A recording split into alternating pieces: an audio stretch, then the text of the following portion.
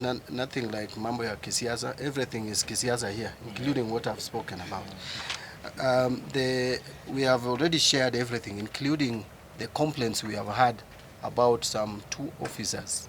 And the commissioners asked us, not necessarily the commissioners whom I had were mentioned, but we have complained through our legal representative here about 2 commissioners whom we feel are, officers of the commission who are with their accusations that they are interfering with this process. And the commission has asked us to provide information, which we are going to do. So there's really nothing we are doing under the table. Everything is above the table. Not yet submitted. Pardon? Is there any other question? I've just said that the commission has requested us to do a formal complaint. How did we know they would ask for a formal complaint to do it?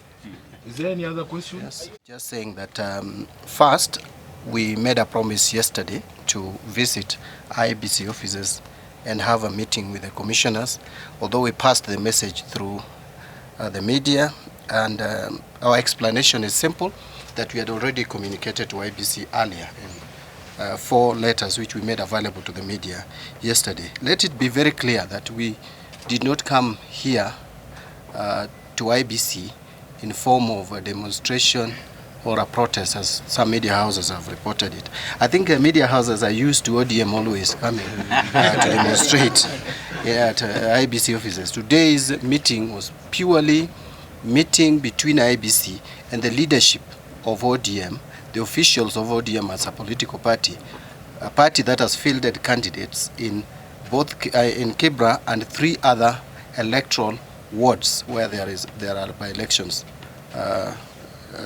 coming up soon. So this meeting was consultative. We had a number of issues, and first of all I want to thank the chairman and his team, including the 2 other commissioners and the CEO, for having a very, very cordial meeting. We have had, I think, almost 2 hours meeting. It was a meeting of engagement, and we have discussed a raft of issues, one of which, the first one, key one, was the issue of the register, and we have come out with the way forward. Actually, we expressed our concern to the IEBC because we had communicated to IEBC earlier on the issue of register, and we were not getting good response. The IEBC has also accepted that probably there are a few things that they should have done earlier, so that this meeting would have not even been necessary anyway. But better never late than never.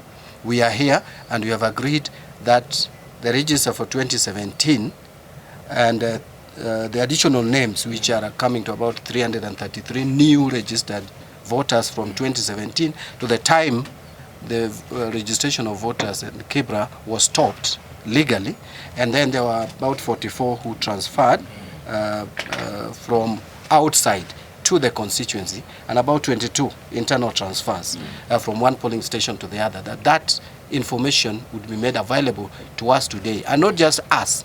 All political parties participating in Kibra can access this. In fact, we have, this meeting is not just beneficial to ODM, even to other parties whom I see their leaders campaigning in the US. Yeah? They are also going to benefit from this. Even those who are campaigning for their candidates in other constituencies instead of Kibra, they are also allowed to benefit from this initiative that we have had.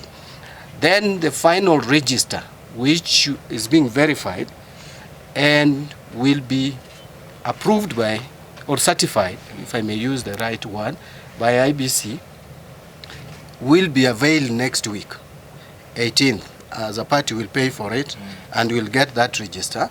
That is the assurance we've got from IEBC, and that register will be gazetted. Now, having addressed the register, we also talked about the electoral preparedness. I don't want to go into the details. I think the chairman, you have been very exhaustive on that matter.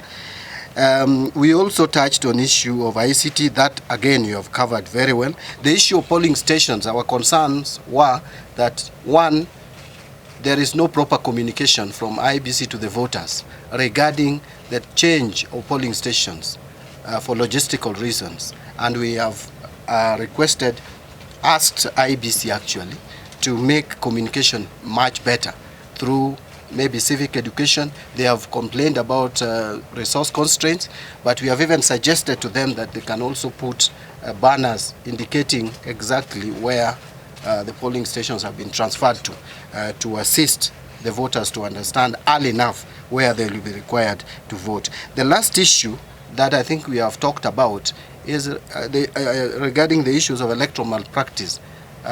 Based on our statutes, the Elections Act, the IBC Act, and even other Political Parties Act, we have complained about some politicians, political leaders, state officers using state resources, including state facilities, to campaign. IBC has expressed that we have not complained officially, but we have also made it clear to them that we really don't have to complain. They have a duty as an institution tasked with the responsibility of ensuring the credibility of the electoral process to make sure that it is credible. And so the chairman has indicated very clearly that he will be there, plus other commissioners, even though the returning officer is the one who has the responsibility of running this electoral process and conducting the election, but they have an oversight responsibility to make sure that the whole thing is done, and investigation will be done. In fact, we were surprised that they are not assigned an investigator for Kibra. We thought even if the resources are so constrained, even if you have only one investigator, logically that investigator should have first been assigned to Kibra. But we take kindly, the response from IBC that they are going to assign investigator, and the matter will be resolved. I want to just conclude that our concern was on transparency and accountability of this process. Elections are not just supposed to be free and fair. They are supposed to be seen to be free and fair. And that is on that basis that as a party we felt we had a civic responsibility to come to the offices of IBC, which is a public office, and engage with the commissioners and the commission in general, so that we sort out and clarify matters that were appearing grey, and so that the people of Kibra, Kenyans in general, have confidence that their will be respected on 7.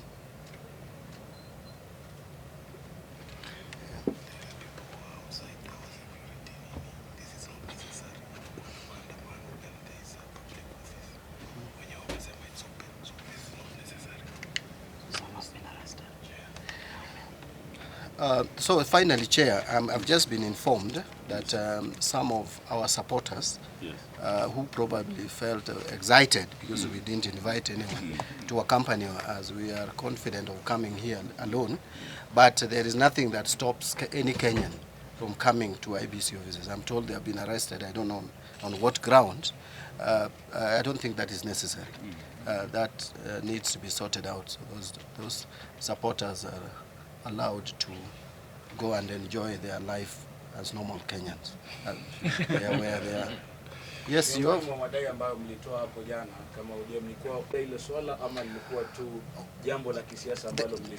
There are issues that